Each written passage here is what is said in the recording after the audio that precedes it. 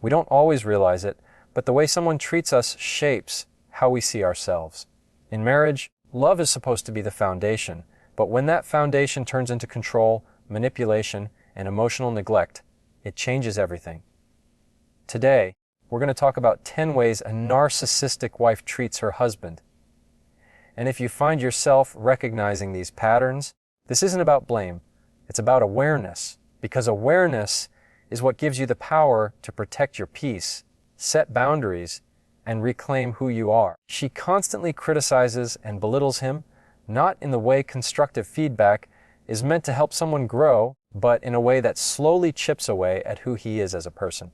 At first, it may seem like small comments, often remarks, maybe even disguised as jokes, but when the pattern repeats day after day, it becomes clear that it's not light-hearted at all. It's a weapon. Every choice he makes is questioned. The way he speaks, the way he dresses, how he spends his time, how he does his work, nothing ever seems to measure up in her eyes. Instead of encouragement, he hears constant reminders that he is falling short, that he is not enough, that he should be doing more or doing it differently. And that begins to take root in his mind. A husband who once felt confident and capable starts second, guessing himself at every turn, wondering if maybe she's right, maybe he really isn't doing things the way he should. Over time, criticism becomes his background noise, a soundtrack of disapproval that follows him everywhere. Even when she's not speaking, the weight of her words lingers. It creates a silent pressure, an invisible standard he can never meet. And the most dangerous part is how normalized it becomes. What would shock someone else feels routine to him. What would offend another person, he accepts as just part of his life. Belittling doesn't always come through yelling or harshness. Sometimes it's subtle, wrapped in sarcasm, disguised as concern, delivered with a smirk instead of a shout. But the impact is the same. It diminishes him, making him feel smaller and smaller until he questions his own worth. When he achieves something, instead of celebrating, she points out what he could have done better. When he puts in effort, she focuses on where he fell short.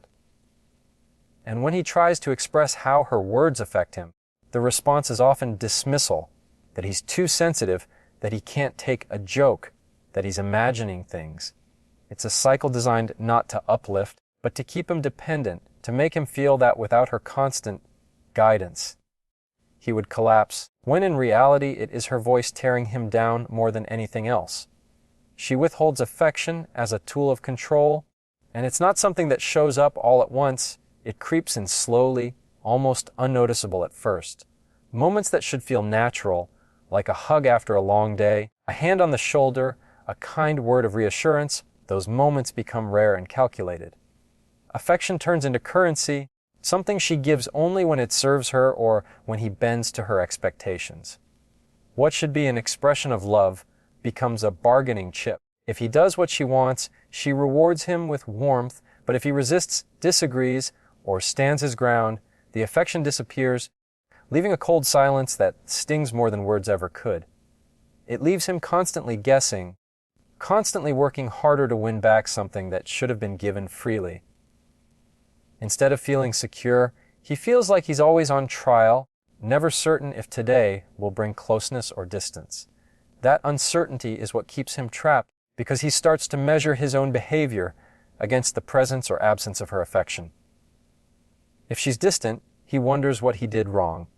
If she's warm, he feels temporary relief, but knows deep down it could vanish again at any moment.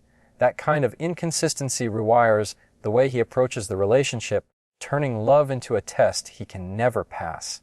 And when affection is withheld, it's not just the physical closeness that disappears, it's also the words, the tone, the gestures that communicate acceptance and connection. Instead of a partner, he feels like he's dealing with a gatekeeper who decides when he's worthy of care. Over time, he learns to equate love with compliance, as if his value as a husband is determined not by who he is, but by how much he gives in. And the irony is, the more he gives, the less it feels like enough. Because withholding affection is never about love, it's about control, about creating an imbalance where one person is always reaching and the other is always retreating. It erodes the very safety and intimacy a marriage is supposed to provide, leaving him in a constant state of longing, confusion, and quiet desperation for even the smallest sign of warmth. She gaslights him to make him question reality, and it starts in the smallest of ways, with subtle contradictions that are easy to dismiss at first. He remembers what she said the night before, but when he brings it up, she denies it, twisting her words until he begins to wonder if he misheard. He recalls a clear event, but she insists it never happened, and she says it with such conviction that he starts doubting his own memory. This isn't just a disagreement, it's a deliberate strategy to destabilize him, to make him lose confidence in the one thing no one should be able to take away: his perception of reality. Over time, the pattern becomes stronger, and every time he raises a concern, he's told he's too sensitive, too dramatic, or imagining things. That constant invalidation plants seeds of confusion, and those seeds grow into self-doubt that clouds every thought he has. He begins second guessing what he saw, what he heard, even what he felt. And that's the exact trap she wants him in, because once he doubts himself, he leans on her for clarity, for guidance, for truth, and that dependence keeps him under her control. It's not always in arguments either. Sometimes it's casual comments meant to undermine him, like telling him he overreacted when he expresses hurt, or that his memory is failing when he recalls something she'd rather deny. The more it happens, the less he trusts his instincts, until his inner voice grows silent, drowned out by her louder narrative. What makes gaslighting so destructive is that it doesn't just attack the relationship, it attacks his very sense of self. When someone makes you question what's real and what's not, it strips away your confidence, your decision-making, and your stability. He finds himself apologizing for things he didn't do, accepting blame for things that never even happened, and eventually he feels like he can't move without her approval, because if she says he's wrong, then maybe he must be. It's a cycle of control hidden beneath the surface of everyday conversations, where truth becomes flexible and facts are rewritten, and he becomes a stranger to his own reality, unsure of what's real and what's imagined. She prioritizes her needs over his consistently, and it's not the normal give and take that every relationship requires. It's a one-way street where her desires, her comfort, her plans always come first, while his are brushed aside as if they barely exist. In the beginning, he might not even notice it, because compromise can feel natural, but over time the imbalance becomes undeniable. Whenever there's a decision to be made, whether it's about finances, time, or even the simplest daily choices, her preferences dominate while his are minimized or dismissed altogether. If he voices what he wants, it's met with irritation or worse, indifference, as though his perspective is inconvenient rather than valuable. Slowly, he learns that his opinions don't carry weight, and instead of speaking up, he starts to stay silent, convincing himself that it's easier to let her have her way than to fight a battle he can't win. That silence grows, and with it, a quiet resentment, because deep down he knows that love isn't supposed to mean erasing yourself for the sake of another. Her needs become the measure of the relationship, while his are reduced to background noise, acknowledged only when they serve her or align with what she already wants. And it's not just about choices, it's about attention and energy too. She expects him to listen, to support, to show up fully for her. But when the roles reverse, there's little effort, little care, little room for him. He may find himself celebrating her victories while his own are ignored, carrying her burdens while his go unnoticed, pouring into her without being refilled in return. Over time, this imbalance makes him feel invisible, not as a partner in a shared life, but as a tool to meet her needs. The constant prioritization of her over him sends a message that his feelings are secondary, his well-being is optional, his presence is conditional on what he can provide. That message seeps into his spirit, leaving him with the quiet ache of knowing that no matter how much he gives, it will never be enough to make her see him as equal, never enough to make his needs matter in the way hers always seem to matter most. She manipulates with guilt and silent treatment, using them like invisible chains that tighten around him whenever he tries to assert himself or step outside of her control. Guilt becomes her weapon of choice, carefully aimed at his conscience, reminding him of every mistake he's ever made, exaggerating his shortcomings, and making him feel as though he owes her endlessly. If he forgets something small, she magnifies it into evidence that he doesn't care.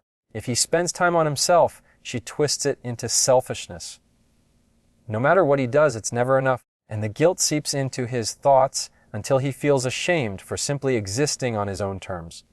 The silent treatment is her other tactic, a cold wall that shuts him out without explanation. Days can pass with her withholding words, withholding presence, withholding even the simplest acknowledgement of his humanity, all while he scrambles to figure out what he did wrong.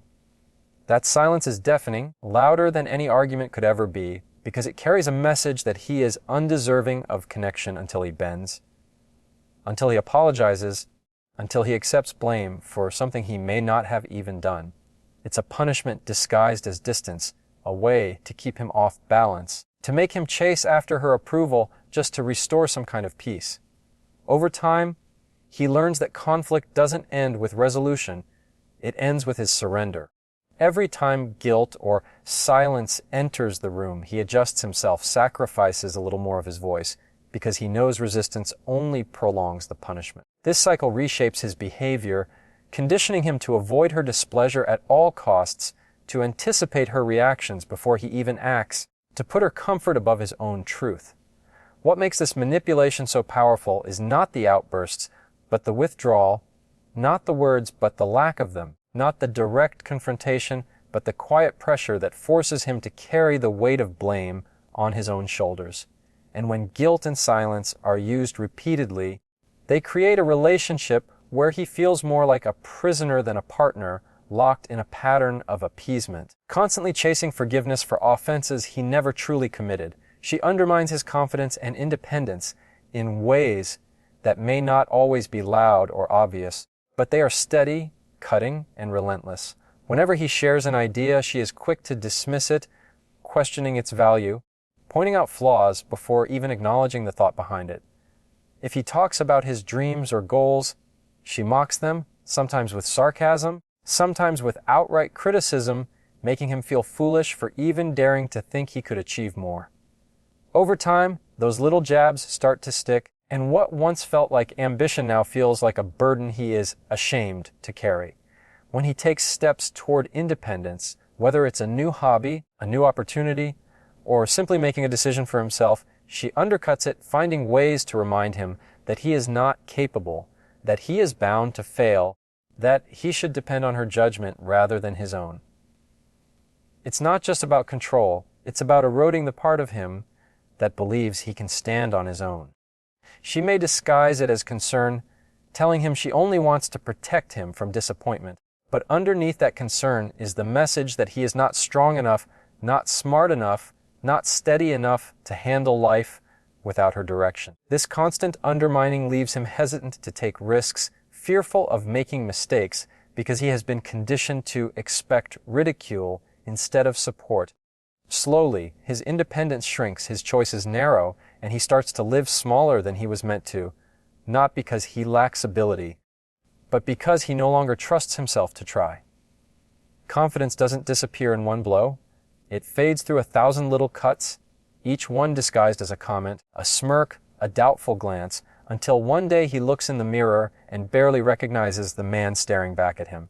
He remembers being bold, decisive, capable, but now second-guesses even the smallest actions, waiting for her voice to either approve or tear him down.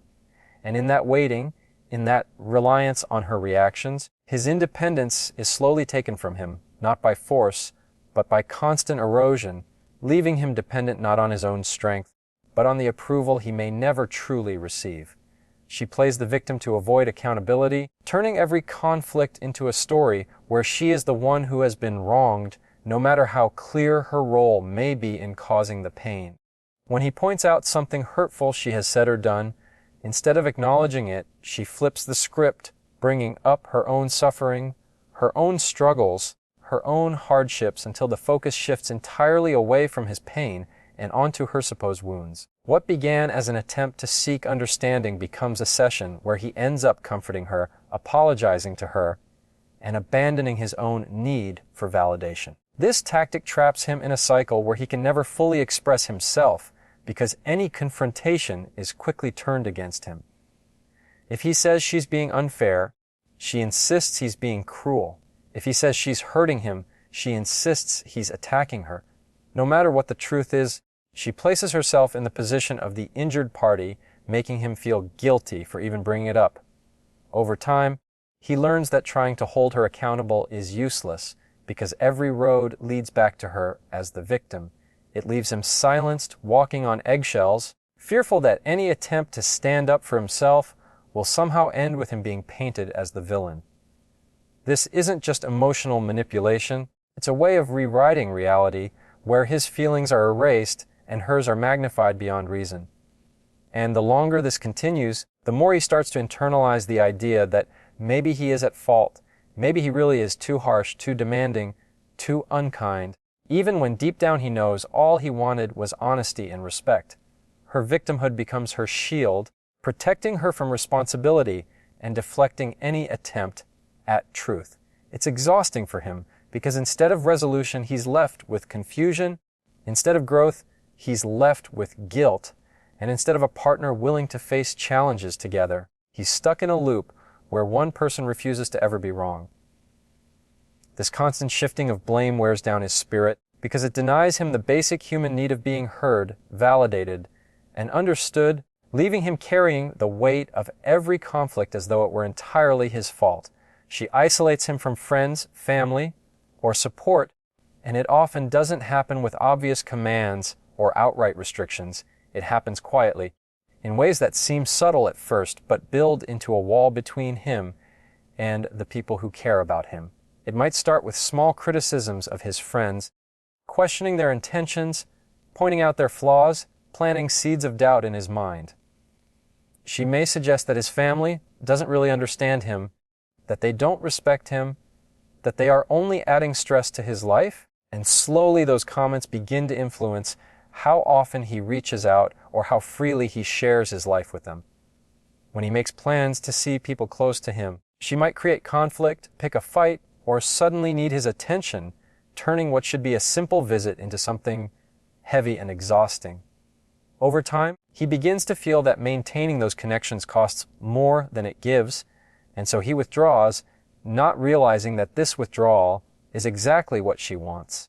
The less time he spends with others, the more dependent he becomes on her, and the more her voice becomes the only one he hears. The isolation deepens when she creates an atmosphere of tension whenever he chooses to engage with others, making him feel guilty for wanting time with his own family or friends, as though his desire for connection is an act of betrayal. She might even play the role of the misunderstood partner, telling him that nobody else sees what she sacrifices, that no one else can understand their relationship, that outsiders only bring negativity. This convinces him to guard their private life more closely, keeping problems hidden, shutting doors that once would have been open to help and support. Eventually, the circle around him grows smaller and smaller until the only consistent relationship left is the one with her, and by then, she doesn't need to forbid or demand anything because the isolation has already done its job. He finds himself cut off from the encouragement, perspective, and love that could remind him of his worth, leaving her as the sole source of approval and connection in his life, even though that connection is conditional and controlling. When you step back and see all these patterns together, you realize how damaging they truly are, not just to the relationship, but to the person living inside of it. Constant criticism, withheld affection, gaslighting, manipulation, blame, shifting, and isolation all work together to break someone down piece by piece until they forget who they are. And that's the point, control. But awareness changes everything. When you can name the behavior, you stop blaming yourself for it. When you can see the manipulation for what it is, you begin to take your power back. Boundaries are not selfish, they are survival. Respect is not optional, it is the foundation of love. And love should never cost you your peace, your confidence, or your sense of self. The moment you recognize these patterns for what they are is the same moment you begin the process of healing, reclaiming your voice, and reminding yourself that you deserve more than just surviving in someone else's shadow. You deserve to live as the fullest version of yourself.